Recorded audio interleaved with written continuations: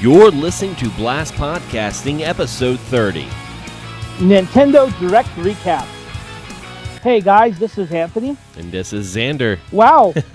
The last, 20 minutes ago, as we record this, the latest Nintendo Direct. It went fucking... you know what? It was a weird show, but it was a good show.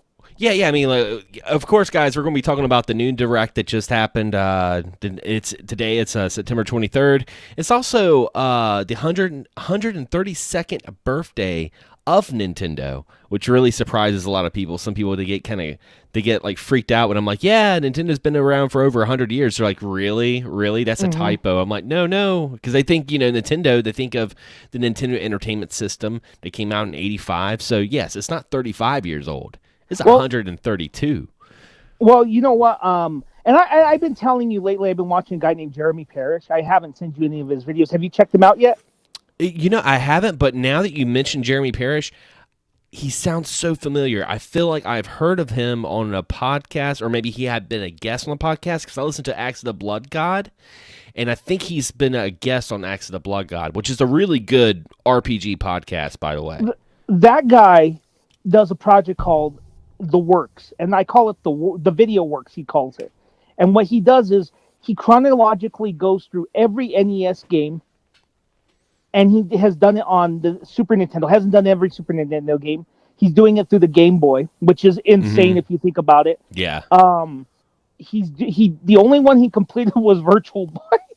Oh wow. We know why. He started on Game Boy Advance, only did 4 episodes of that, but he's focusing on he does something called Metroidvania Works as a side thing. Nice. What is so cool about his channel, and I'm going to say it, I'd rather watch him than Gaming Historian. Yeah? Gaming Historian is just dull now to me, and his stuff just seems... I don't want to get into it, because I have to... I'm going to piss off some people. Like, his Tetris video is when he started to lose me, and that's the video people say is the best, but it's not. Which one? The Tetris. Oh, Tetris. Yeah, I don't because think I've seen that one. I'm going to just say, he ripped off from a BBC documentary. Oh, wow. Yeah, well, let's not get into that. But anyway, I know some people go, oh, no, Jeremy Parrish, what he does is he breaks down the video. He releases a new video each week. They're between 5 minutes to 20 minutes long. Now he's done Segaiden, which is cool because the Segaiden, he did that too. He's doing Segaiden, and he's doing these Gaiden videos to complement the NES works to add context. So he's doing the 7800. Segaiden, instead of going to the Master System, he started with the SG-1000, dude. And he's breaking down SG-1000 videos. He does about 2 games at a time, but he's at the point in 1985 when the SG-1000 changed from the cartridges to the cards. Oh, wow. And then like going back to the Nintendo thing, because I don't want to talk about it, I've learned stuff from him. Like, I didn't know that Wild Gunman and Duck Hunt were Nintendo properties before they got into video games. Oh. You didn't know that either, did you? I didn't. Yeah, I didn't know that. Okay, so Nintendo, they've had light gun games long before video games with theatrical reels, right? The technology for it. So Nintendo, from what Jeremy Parrish said, bowling alleys were closing down in Japan. Nintendo wanted to buy out those bowling alleys. This is about good 10 years before the NES, okay? Yeah. So they bought these bowling alleys, and they converted them into light guns. The first one was clay shooting. Guess what? You know where I'm going with this. Yeah. But then an oil crisis happened, and they shut them down. And then Nintendo made toys, and one of their toys was Duck Hunt. And it was a projector that you put on a screen, and you shot the ducks. And the ducks look exactly like the ducks from Duck Hunt. That's so cool. Yeah, but no dog. That's the interesting thing is, I feel like as much as I'm into gaming and as much as I love gaming, I never claim to know everything because I'm always learning something new. I'm learning about a new game. I'm learning about history. Some people they just think they know everything about gaming, and most of those people are just straight up foolish. It's so funny. So that's why I was mentioning earlier that it was funny that you mentioned, or I was mentioning on social media today. I'm like, 132 years of Nintendo, and people are like, what? That had to be a typo because Nintendo's only been around since '85. I'm like, nope, Hanafuda card, nope. motherfuckers. But yeah, so we got that. Man, do we have a lot to talk about with the direct? See, I put some notes down. Real quick, Wild Gunman. I have to say this. Wild Gunman was like a cabinet, real quick. That was a projector. Guess who made it? Gunpei Yokoi. Oh, Gunpei yeah? Yokoi. Yeah, he made that. Yeah, a lot of people forget he was with Nintendo decades before they got into video games. Yeah, he was making toys before the Game Boy. He made their first hit, the Ultra Hand. Yeah, the Ultra Hand. Yeah. I remember that. It was like a little expanded hand that you'd like push a little crank and the hand would expand and like grab shit. Yeah. So you use the little hand and you grab it. Well, he made that projector, and it was basically the same thing as Wild Gunman the game, except it was a live action real film. So if you shot it in time, like in the actual Wild Gunman, you move on to the next guy. There's 6 guys that you kill, or else you get the death screen where you die. Nice. So it's pretty crazy. So the beginning of the direct, they talked about like I said, every time they announced the game, I wrote it down on my notes. So starting from the very beginning, they talked about Monster Hunter Rise Sunbreak. I'll be honest, I haven't played Monster Hunter Rise. My nephew is obsessed with Monster Hunter. I don't know if you have checked out the video that I did with my nephew, Anthony, but if you go on his Switch, he's got almost 400 hours of Monster Hunter on his Switch. On Rise? I don't think on Rise. I think he's probably got almost 200 in Rise. I mean, this kid games all the time. My fiance has Rise. I could play it because she bought a cartridge. I just have it. We have it in the house, and she has physical copy. I just haven't played it. But yeah, I can't wait to hear his impressions on that because, like I said, he's like a Monster Hunter encyclopedia. Like he knows all about the monsters. He knows about their weaknesses. I could be like, hey, what's this about? He'll just start ranting off like a Wikipedia page. But that looks like it's going to be released as DLC, paid DLC released in summer 2022. We saw a lot of 2022 releases for this direct, which rightfully so. And going back, I will say one thing, Anthony, and I think you can agree with this. I wasn't expecting much with this direct because when they mentioned the direct, they were like, we're just going to go over winter releases. And I'm like, okay, so they're going to be talking about Metroid Dread, maybe like Pokemon, the Pearl and Diamond that's coming out. I mean, that's probably about it. Surprisingly, though, we didn't see anything about Pokemon in this direct. They'll probably give Pokemon its own show. They'll give it closer. Yeah. Now, what was interesting about this direct that was abnormal for me, make it a little weird, was they had announcements for announcements. Yeah, 2 of them. Like the Animal Crossing that's going to be in October, and the Smash Brothers. And they're going to be and this is going because I'm trying to stay in order here. They did mention something about Nintendo Switch Online, which we will get into. But okay, so right after Monster Hunter Rise, they talked about Mario Party. Now, is this a new Mario Party game or is this a DLC from? I don't follow Mario Party, so I wasn't sure if this was like a brand new release. It looks like it's going to be coming out on the 29th of next month, though, so it's coming out pretty soon. It's a brand new one. Now, this one, I have Super Mario Party, which is great. Yeah. My son and I were talking about this a couple weeks ago. How the last Mario Parties before Super Mario Party weren't very good because I didn't like that car mechanic where everyone moved at the same time. Yeah. So Super Mario Party brought the game back, and then we even got an update earlier this year with that one. Remember? Oh, the online. That's right. Yeah. Yeah. So we got that, and then with that said, this is a brand new game. What the main thing is, you got to consider something though. Super Mario Party. I'm the only one who owns a copy of it, and will own a copy of it in my house because everyone has lights, and Super Mario Party does not work on the lights. Oh. But this new one will. Oh, okay. Well, I mean, it makes sense because probably when the first Mario Party came out for the Switch, it was probably before the light was was out, maybe, or maybe had just came out, so it hadn't been optimized as much. Because Yeah. I know with the light, the light's pretty good, but I mean, if there's games that are really heavy with the Joy Cons, you can't really obviously do too much with it. And I love Super Mario Party. Yeah, I mean, there's that rowing mode that's fun, the river rafting mode that's a lot of fun. But again, you can't do that on the light. Mario Party. I mean, I'll be honest. Like Mario Party is like those games that that's definitely a game that you need to get if you have people coming over. I don't have a whole lot of people coming over on my end, so I'm definitely probably going to skip the new Mario Party. I'll probably skip that one. I do like Mario Party, but like I said, it's much better with friends. There's four. I don't have a lot of company, but there's four of us, myself included, that will play it. My fiance, my son, and my sister. So for getting them and playing a game night with the family is special. Nice. It's special. Yeah. Yeah, exactly. And I mean, even like I mentioned, I don't have company, and like someone in the comments gonna be like, "Well, it's got online," but I mean, it's still not the same. Mario Party is one of those couch co-op experiences that you're sitting there playing with your friends and having fun in the living room. That's what Mario Party is. Even if you could play it online, it's probably fun online, but I don't feel like you get the same Mario Party experience as inviting some people over, having food, having some drinks, having a good time, and destroying your controllers. Yep, and there's a reason why, I'll say this, why couch co-op has not died. I mean, when online came, a lot of people were predicting it, but it's the same. Look.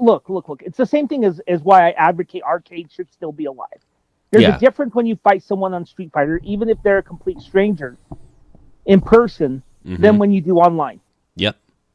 It's a different vibe. It's a little. I mean, they're probably going to be less shit talking, but it's more intense. Does that make sense? No, it does make sense. It does make a lot of sense. Like because that person's right next to you. Yep. And then you have people that watch too.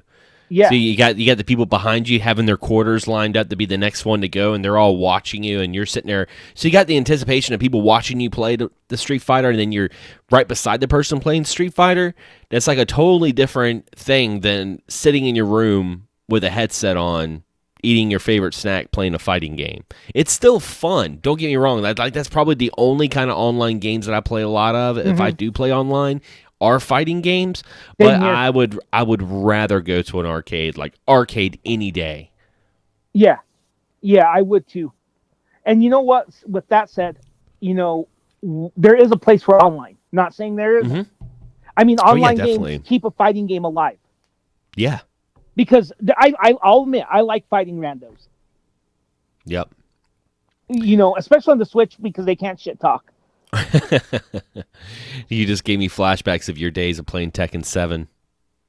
Oh, yeah, when I used to get all those emails. I remember the people that... Dude, funny story real quick. When I played Street Fighter Hyper Fighting way back on the Xbox 360, I did the infamous crossover, which is a legit move. Yeah. You know the crossover, right? In Street Fighter. Okay, I did a crossover on him a couple times.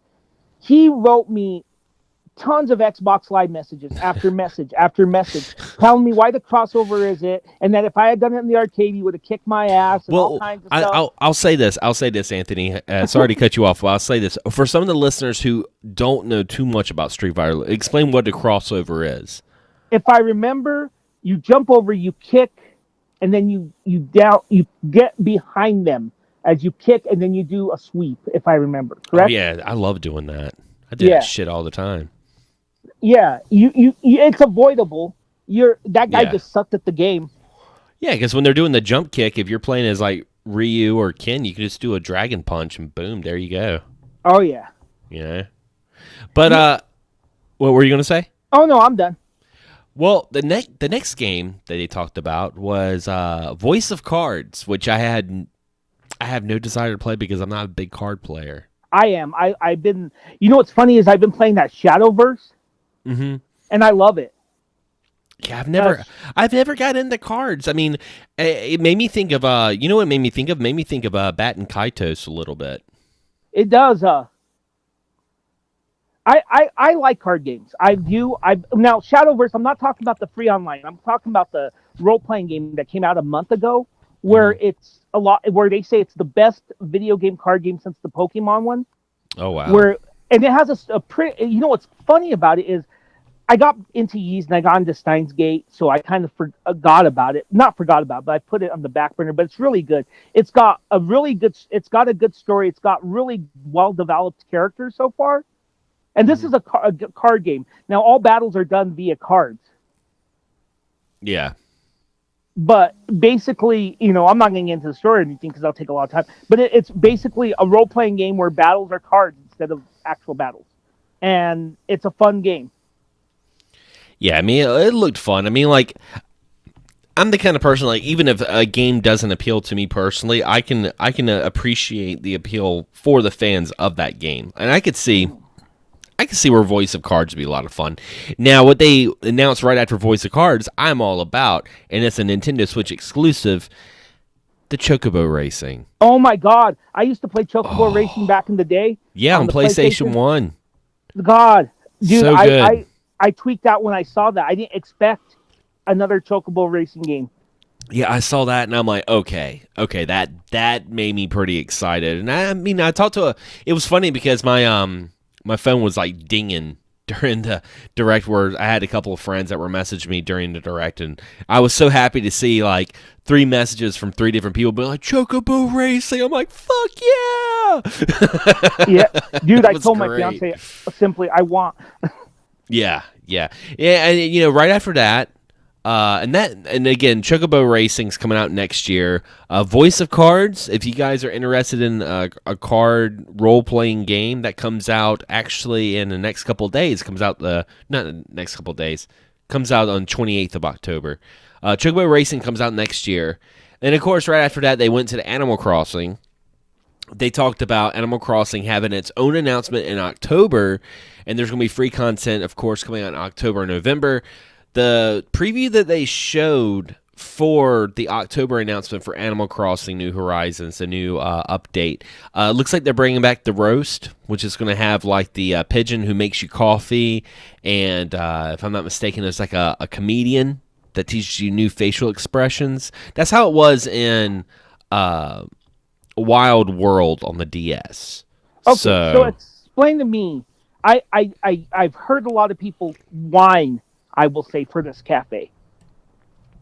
I don't know why. I've always liked the cafe. No, whine about not having it. Oh, yeah. I mean, because the cafe was cool because you'd go in there and you'd drink coffee, and you would have like the stand-up comedian that would teach you like facial expressions, and I think there was something to do with the coffee. Like I think there was something about like if you get a certain kind of coffee, it has certain things that happen and stuff like that. It's cool, but I mean, we all know that October is going to be about Halloween. That's a given. Halloween events. November's going to have Thanksgiving events. The cafe looks like it's coming back, and then they might have some new furniture ideas and stuff like that, including Thanksgiving and Halloween furniture and stuff like that. And you know what's funny, man? Because I know I'm talking about Animal Crossing. I know there's people that are listening. They're like, "Oh, Animal Crossing." Oh, who gives a fuck? Listen. Animal Crossing, like it or not, there's a reason why Nintendo pushes it, because it is a really fun game. It's a good relaxing game. It's a good time waster for a lot of people. And like we were talking about before the show, it's like I said, I know people that they're still playing Animal Crossing like the day it came out. I personally don't. I got bored of it. I'll probably pick it back up in October. Same here. I'll probably pick it back up. I think the last time I played it was just to get the Mario items, but that was it. My fiance loves it. She's had it since March. He has put over 445 hours. I know, man. I know people who have put like 1,600 hours in Animal Crossing. But those people probably have had it since launch. Yeah, they've had it since launch, and but they're still playing it. Like I will still go on Switch. I'll be playing a new flavor of the week, and I'll go back and I'm like, oh, so and so's playing Animal Crossing. That's what they do. Some people, they make it a part of their routine. They go on that's what they do. They start their day, they log on to their town, they check out what's going on, they do a couple things, and they go back to life. I'm gonna say this. I will check out the Halloween because I heard the Halloween stuff is cool. It is cool. It is I will cool. definitely check out the Howl because I missed out on it last year. Yeah, it was a lot of fun because you get to dress up and you get to hand out candy and act like a zombie. It's fun. That's cool. Now, right after that, they talked about new content for Mario Golf, the Super Rush. I'm like, oh, I forgot about that game. Which I own. It's not that old. I had it too. I bought it day one, and I haven't played it since. But the new DLC that comes out today, as of we're recording this, has 2 new courses, has 2 new characters, including the Koopa Troopa and the Ninja. The Ninja, I guess that's what he's called, Ninja. Remember those guys? You remember those guys from Mario 2? Mm-hmm. Yeah, they're the little star dudes. Yeah, I'm looking forward to that. And I remember the Ninjas were also in Super Mario Maker 2. They were Oh, in yeah, that. that's right. But that comes out. That's free DLC. Can't complain about DLC. Now, here was the funny thing. Right after they showed that, they started showing this Disney Namco game. And we're not going to talk about it too much. I mean, it's a Disney game. But what I was laughing about was the chat because everyone was like, "Yo, Mickey on Smash!" Oh my God! Everyone thought it was Mickey being announced for Smash Brothers, and then some people were like, "Kingdom Hearts," but no, it's just some Namco Bandai Disney partner game. That's just, yeah, it is what it is. And of course, right after that, you had Always Remember Stay Human. The new, what was it? The Dying Light sequel that's coming out. That's more my son's thing. Yeah. Well, you can get the first game on the Switch that comes out the 19th of October. The new one is coming out on February 4th, 2022, and it's going to be a cloud version, like we saw with Resident Evil 7, where it's going to be a cloud version game. So that kind of makes me nervous. Like, I'm not interested in either one myself. Me neither. Now, right after that, they did announce something I am interested in, and that was the Triangle strategy game. Hell yeah. You know, it's funny. I've been playing some of those. I've been playing a little Landgrisser off and on. I've been playing Shining Force, which Shining Force holds up good, but fuck zombies in that game. I'm just going to say that. Do you know what I mean? Yeah, you said Landgresser there, and I'm like, oh man. For those that are listening, if you want to play some Landgresser, they do have Landgresser 1 and 2 on the Switch, and it's a pretty good port. I did a review of it a couple of years ago, and it was good. It's a good one. But like I said, fuck zombies in Shining Force. You know what I'm talking about. Yeah. They're horrible. I also got Shining Wisdom on my Saturn emulator I should be playing soon. Oh yeah. What emulator do you use? Oh, I use the Yabo Shintaro or whatever it's called. It's the emulator on the NVIDIA Shield. I use that for the Saturn emulation. It works out pretty good. I mean, there's some games that don't work too well, but most of it's really good. It's surprising how many people really think the N60, not the N64, but the N64 as well. They've said with that, but the Sega Saturn N64, a lot of folks say it's really hard to emulate, and it's really not. Sega Saturns came a long way, very long way for emulation. I use Medafin. Oh, that's the best one on PC. That's the best emulator to use on PC. McGaffin. Oh yeah, and it's not just the best for that. It's good. It's the best for PS1, and it's also the best for PC Turbo Engine. Graphics. Yeah. PC Engine, Turbo Graphics, yeah, and CD. It's great. Yeah, so good. The only thing that sucks about McGaffin is it's kind of very cryptic on setting it up, and I think that might steer people a little away from it. They might be a little overwhelmed, but dude, there's nothing wrong with a YouTube education. Go on YouTube, look up ETA Prime. Great, fantastic fellow North Carolina YouTuber. Check him out if you are into emulation. He does some great how-to videos. Oh yeah. Well, Medafin is a little bit of a learning curve, but it's not too bad.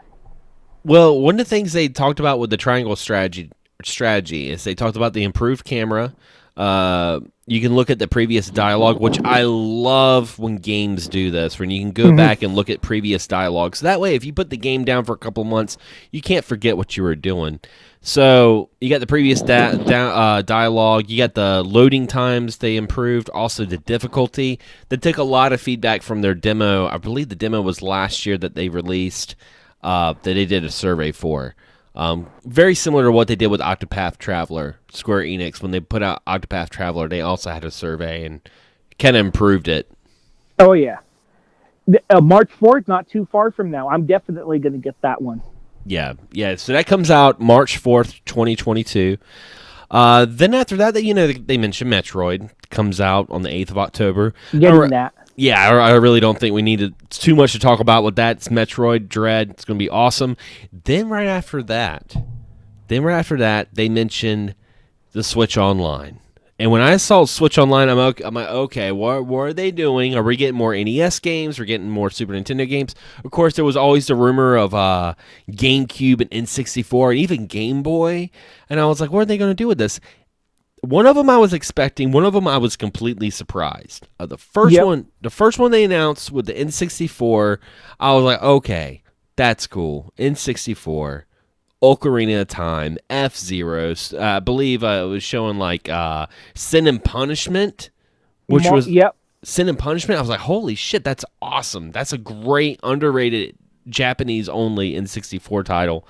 So they showed that, a couple other titles, and then they start talking about the Sega Genesis. Here's my thing about it. I'm going to get the expansion pass. I wonder how much it's going to be. Yeah. I don't think too much, but $10 at most. Yeah. But you know what? Here's my thing. I'm going to get it. I'm going to get it mostly for the N64 stuff because that's stuff that is pretty solid stuff. The only one I don't need is Mario 64 because I have the All-Star Collection. Yeah. But yeah, everything else, playing Ocarina of Time is going to be a blast. I'll get it because my son loves it, and since I have a family plan, excuse me, the Genesis ones, I wasn't too thrilled, and I'll tell you why. I've got pretty much all of those games in the Genesis collection. Same. Except there's 2 I will play on there. Oh, and I have 2 of them also in other collections. I have Bloodlines and I have Hardcore. Mm-hmm. On the Contra collection, I have Bloodlines in the Castlevania collection. Yeah. The only 2, though, that I will play will be Musha and Strider. I like the fact that I saw Musha there. I'm like, oh, heck yeah, Musha. Like, hell yeah. Well, yeah, so that was pretty cool. For collectors. Yeah. Well, the thing is, it was so weird to see Genesis being one of the titles, the console they announced was like, because then you go back, let's go back to the beginning of the episode, okay, guys? We were just talking about the birthday of Nintendo.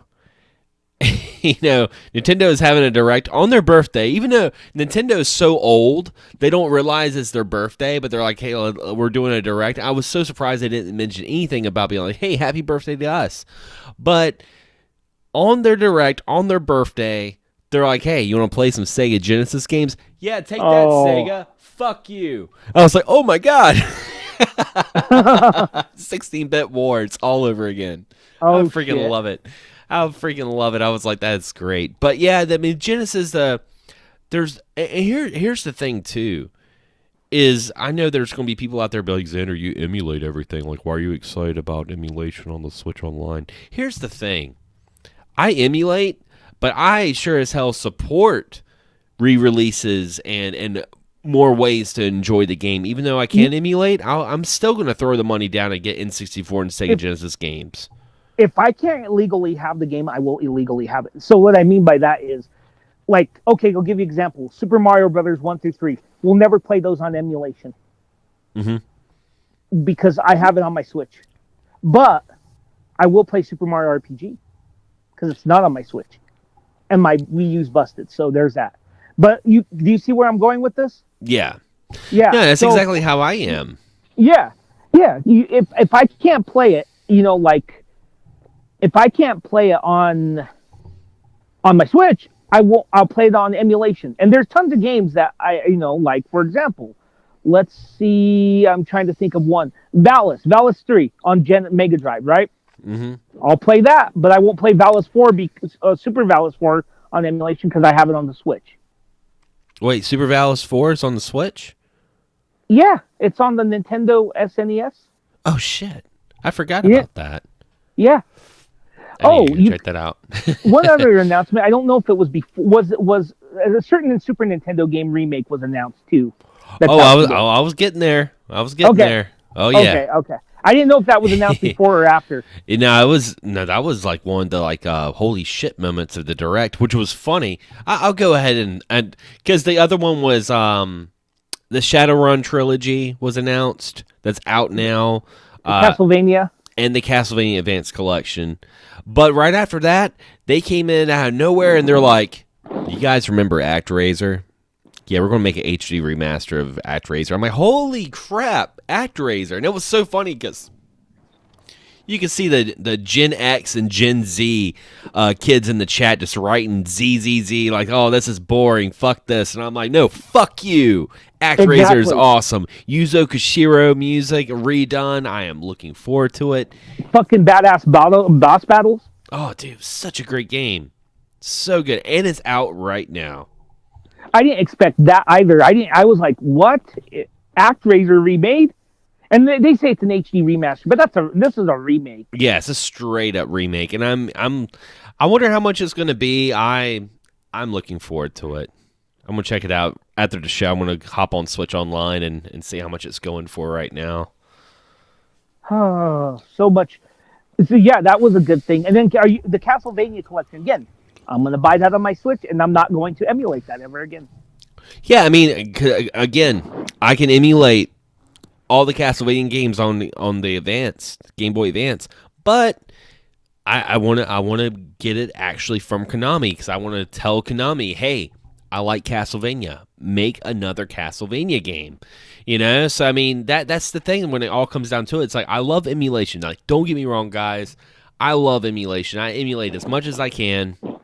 But if there's a way and a convenient way for me to purchase the game, I'm not going to spend $500 for a fucking video game.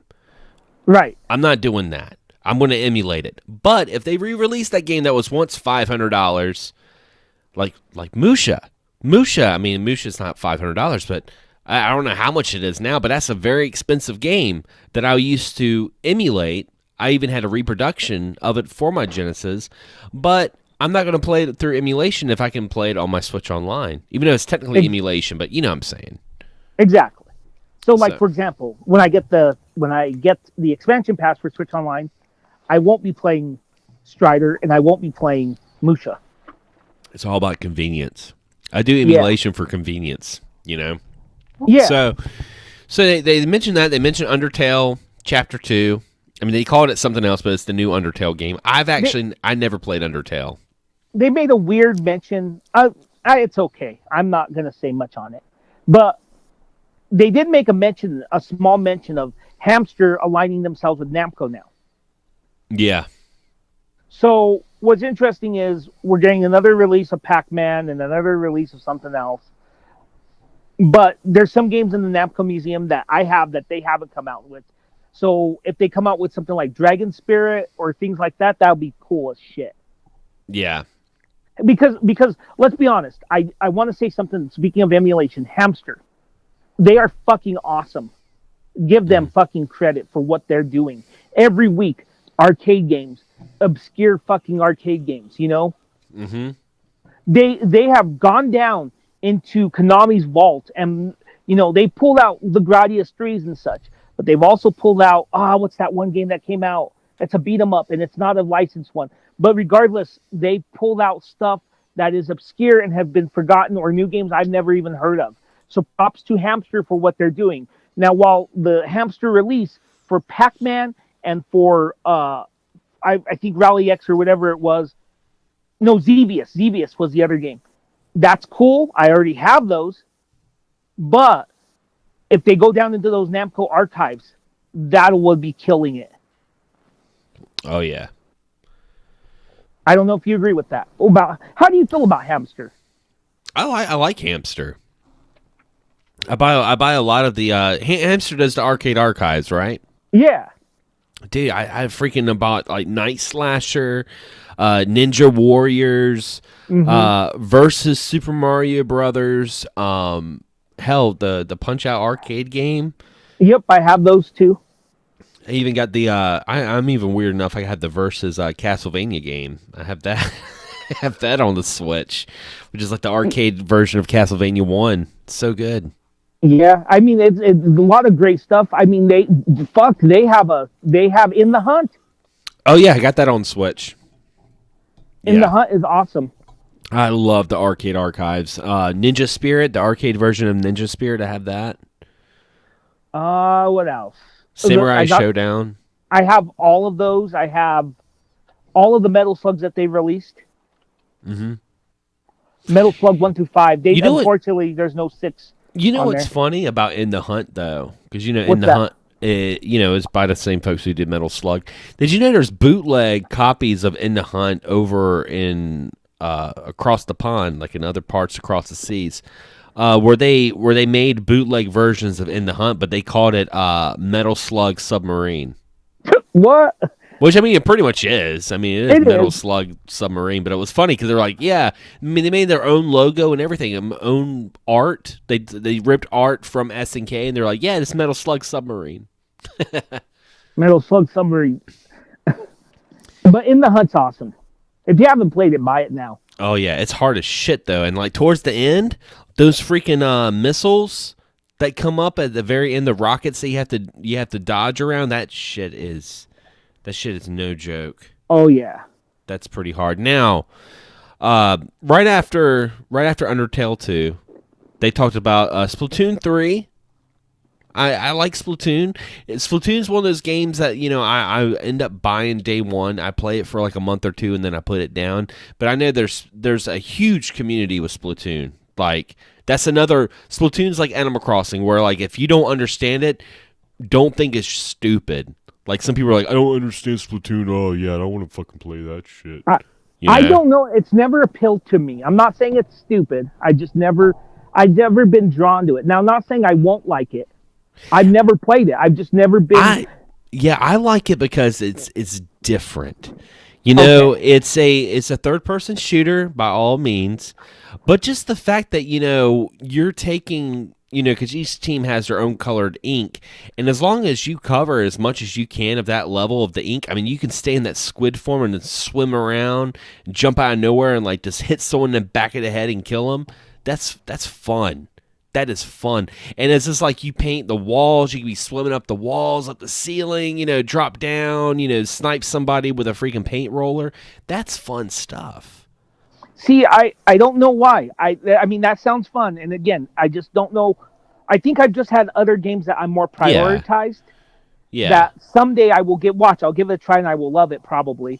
But I just there's other things that are prioritized for me at the moment that's not Splatoon. Yeah. That's all I gotta say on that. But right after that, then they mentioned the Shigeru Miyamoto came out of nowhere. Oh, Yeah. this is a good one. This is a good one. He comes out of nowhere, and I was just like, "Oh, Shigeru Miyamoto, what's up, man?" He comes out of nowhere. He's like, "Hey, so I've been real busy working with the new Super Mario Brothers movie, and I can't remember what was the date of the release for that." December 21st, 2022. So this is right around the corner. Holy shit! Yeah, a little over a year. So you say 2021 or 2022? 2022. Okay. I thought you said Maybe I 2021.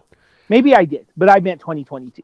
So yes, he announced the cast for the new Super Mario Brothers movie that's done by the same guy who did Despicable Me. And what a fever dream cast this is. Chris Pratt as Mario, Seth Rogen as Donkey. You know what's even interesting is the choice of characters. I mean, they're using Spike from fucking Wrecking Crew. Yeah. Cranky Kong. Did you see they cast Cranky Kong? Yeah, I thought that was kind of weird. Cranky Kong, Donkey Kong. I don't know what roles they're gonna play. Maybe they'll play off the whole Mario, Donkey Kong Jr. is the modern day Donkey Kong thing.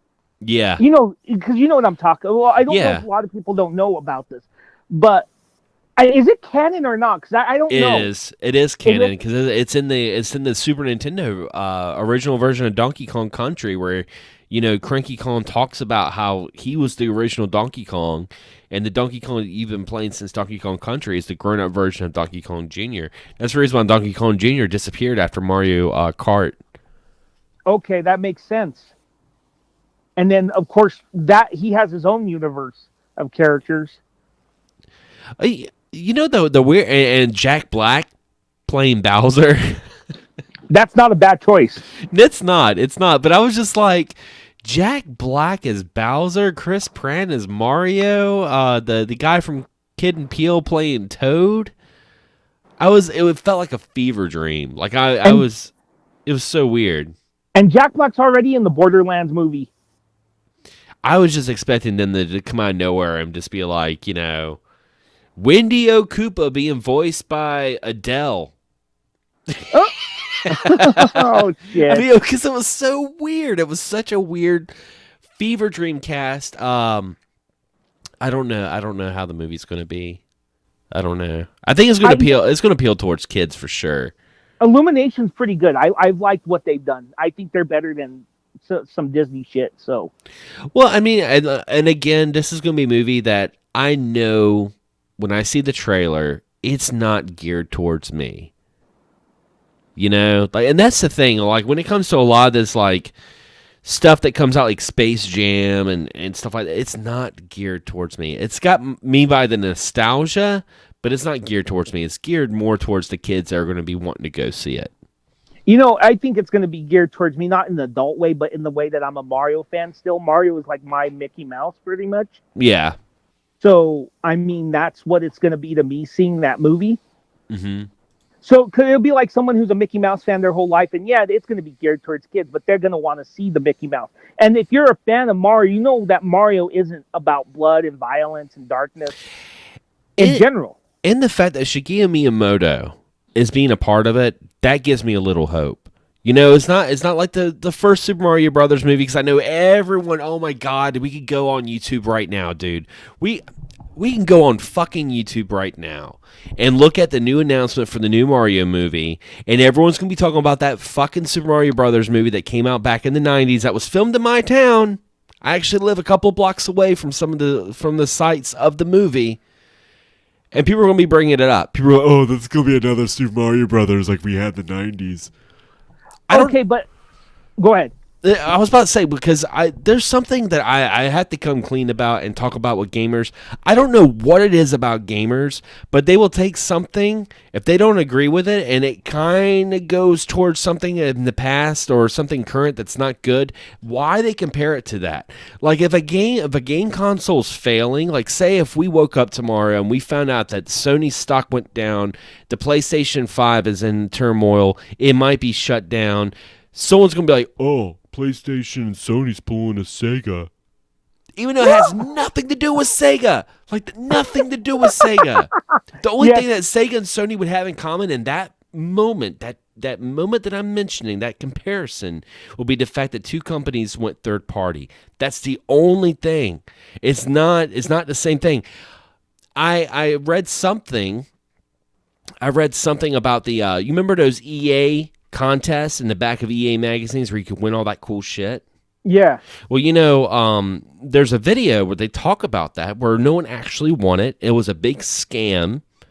Oh, I remember. Those were the ones where you could learn every console, including like the 3DO, the Super Nintendo, tons of games. You won the sound system. Yeah. Well, I know what you're talking about. No one won that. It was a huge scam. And I'm sitting there reading the comments because someone posted about that. I'm like, man, after all these years, I'd still love to win this stuff. And someone's like, yeah, it was a scam. They linked the video. And someone's like, yeah, it was like the WADA scam of that day. Okay. What WADA? What does that mean? WADA is what's currently happening with the retro games, with the overinflation and grading retro video games. Has nothing to do with this shit. Nothing to do with it. Oh, I know what you're talking about, like the Sonic the Hedgehog that sold bullshit for what, $460,000 or something. Yeah, it's currently happening with a couple of other games. Like Mario 64 was the first one that like people started going crazy about, and then like Super Mario Brothers and Zelda. It's a huge conspiracy. It's a huge scam. It's a whole bunch of fucking bullshit that I honestly haven't paid that much attention to, but I know for sure it has nothing to do with a fucking crossword puzzle from the fucking 90s. So no, they're not pulling it's not the WADA of the day. No, it was a fucking scam. That's what it was. It was a scam. So I know I can go on Facebook right now I go on Facebook right now, and someone's talking about the cast members for the new Super Mario Brothers, and they're bringing up the Super Mario Brothers that was back in the 90s. Now, you want to know why the Mario in the 90s failed? Because it wasn't the source material. It was a bizarre fucking. It was this like gritty version of Mario they attempted to make. Exactly. And it failed because it was directed by a husband and wife that were on the verge of a fucking divorce. That's the reason why that movie failed.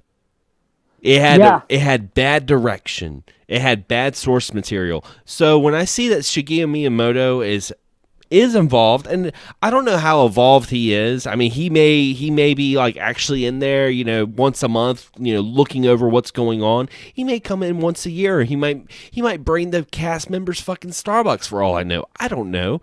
But the fact that he is putting his name on it, his legacy, which is a big deal for freaking Japanese. It's a big deal for Japan culture to put his name on it. I have faith that it's going to be at least decent. Look at how they're going into the lore of Mario. There is a lore. There is a mythology to Mario. Maybe not the most coherent, but there is a mythology, right? I mean, the fact they had Donkey Kong in there and Cranky Kong, that's a good sign. Fucking Spike from Wrecking Crew. Yeah. Who the fuck talks about fucking Wrecking Crew?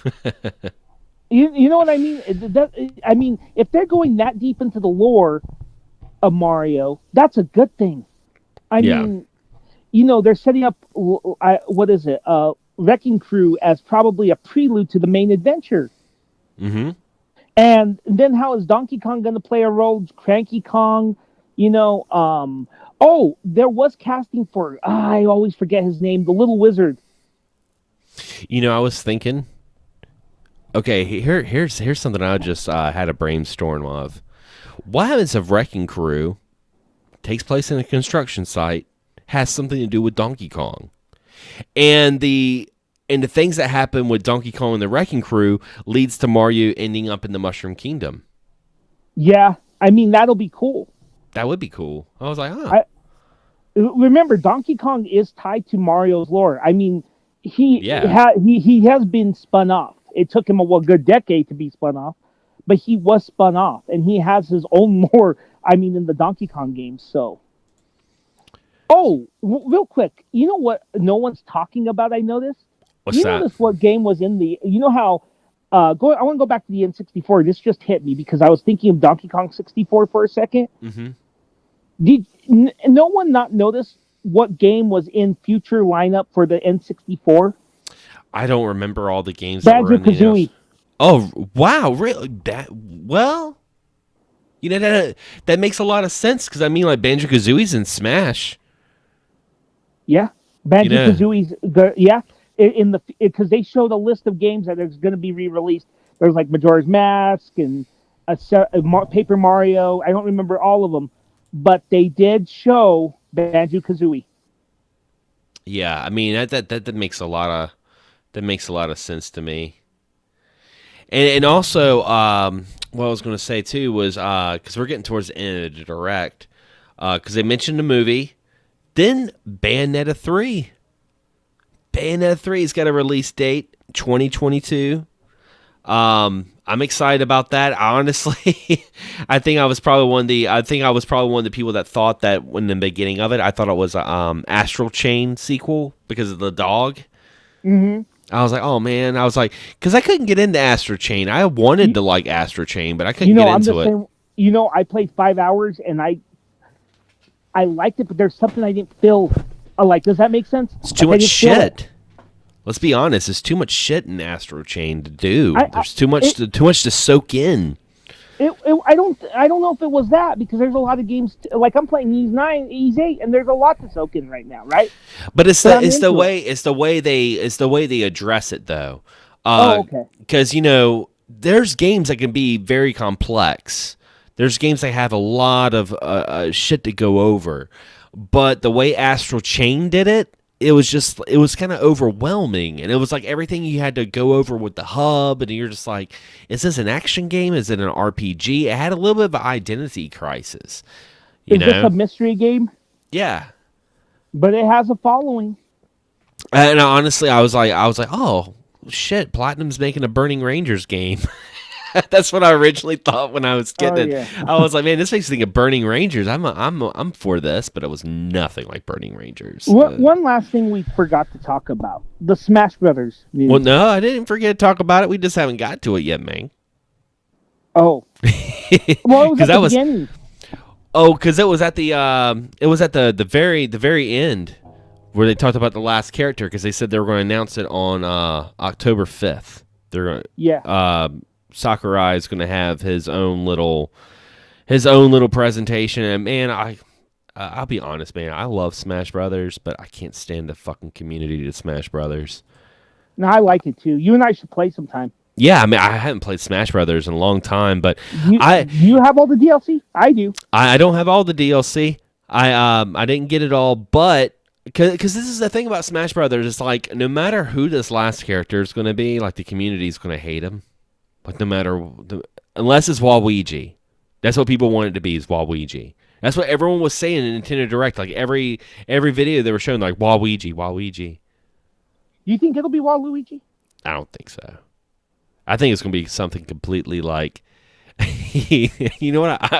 I purposely want it to be something terrible so I can see internet burn. I want it to be in Metroid Dread Samus. You know, it would be great just to piss people off.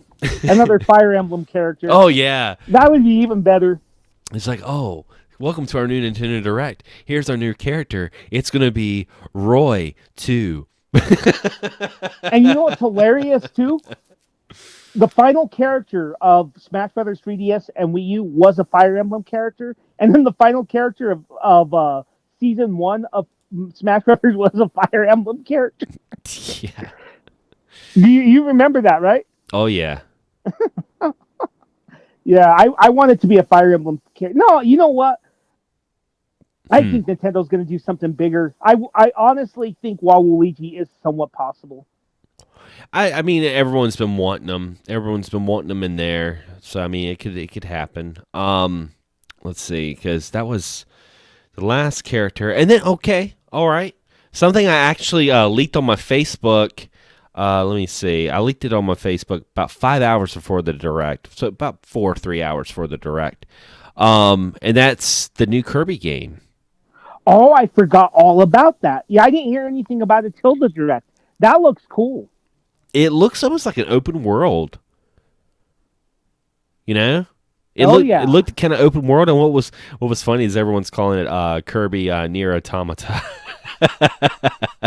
It kind of is because It's got like that torn down world. Like it's so weird to see Kirby inside of a city that's probably been destroyed, hundreds of years ago. So much that the buildings have moss and rusted cars. And here's little happy Kirby eating a pie.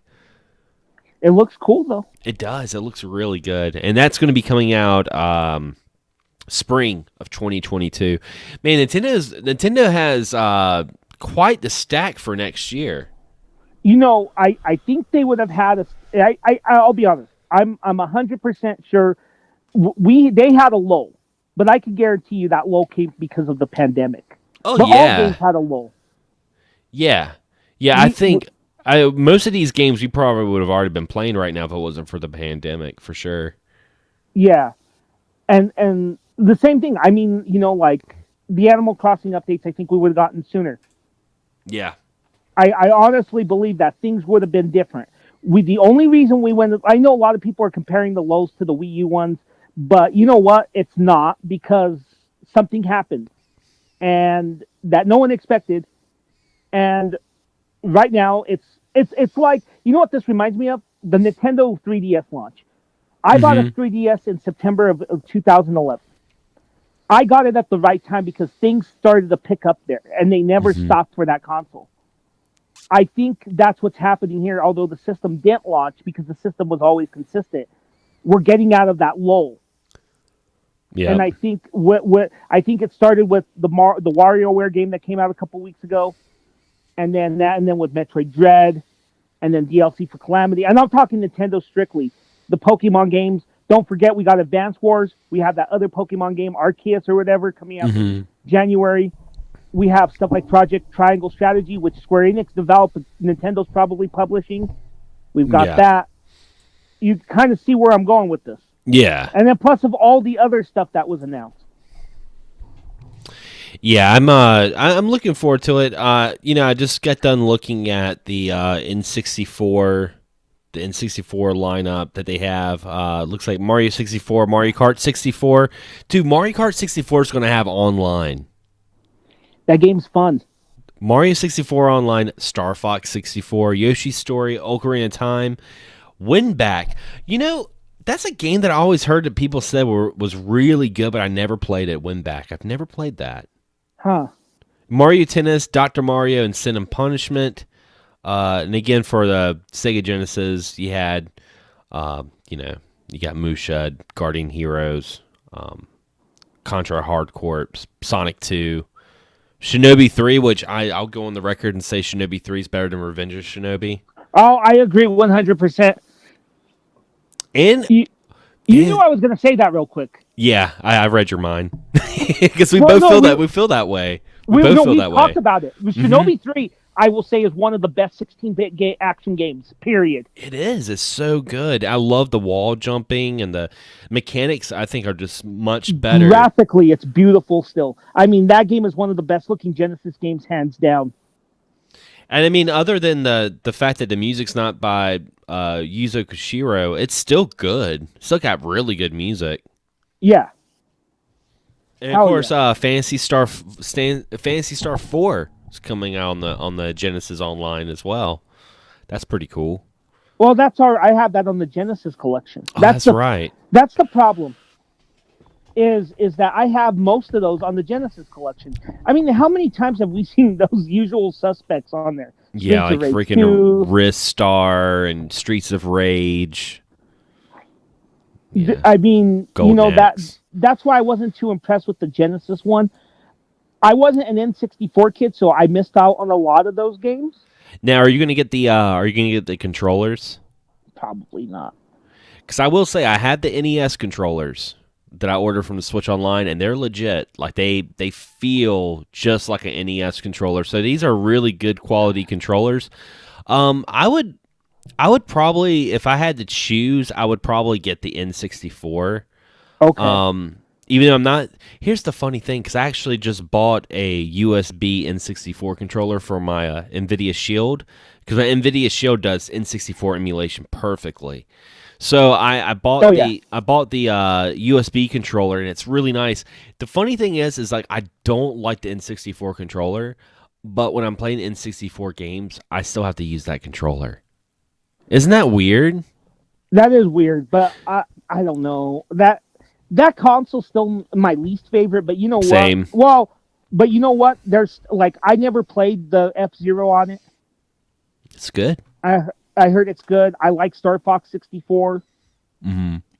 I mean, there's some good stuff, and then some of those extra games come out like Paper Mario and stuff like that. That's gonna be cool. And Mario Kart 64 rocks. Yeah, and I mean, like in the Genesis controller, I have the 8-bit Do MG30 controller, which is compatible with the Switch, and it's pretty much like a Saturn controller. So I mean, I don't need the Genesis controller, a three button Genesis controller for $50. I mean, no, thank you. I wish, my only complaint is I wish that the controllers came in packs of 2.